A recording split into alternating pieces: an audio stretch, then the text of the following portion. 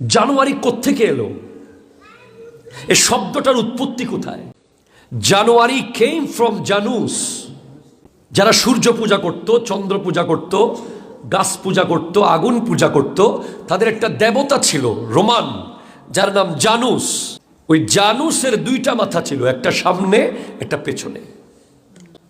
31 December রাত 12টার আগ পর্যন্ত তারা জানুসের পেছনের মাথায় পূজা করত, যে এই মাথার ওসিলায় আমরা 1 বছর ভালো ছিলাম।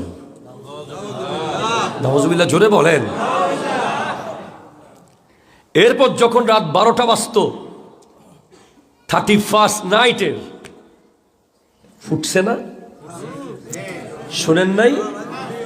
ফুটেছে। এরা যারা উদযাপন করেছে, আমি তাহেরিয়া জামে মসজিদের মিম্বরে বসে বলছি, এরা যারা এই উদযাপন করেছে সবাই জানুসের পূজার অংশীদার হবে।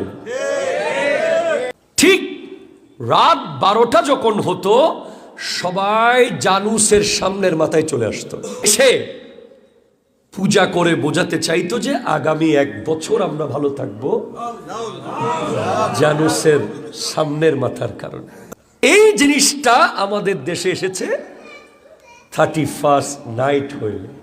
এখন আমি যদি গুলশানে গিয়ে কথাগুলো বলি, যদি যুবকদেরকে বলি, ওরা আমাকে জাস্ট এক লাইনে বলবে, you are primitive, you are backdated person, we are update. ভাবে করে আপনি দেখতে পাবেন যে সমস্ত কালচার ইহুদি নাসারাদের আমাদের ঘরে ঢুকে বসে আছে।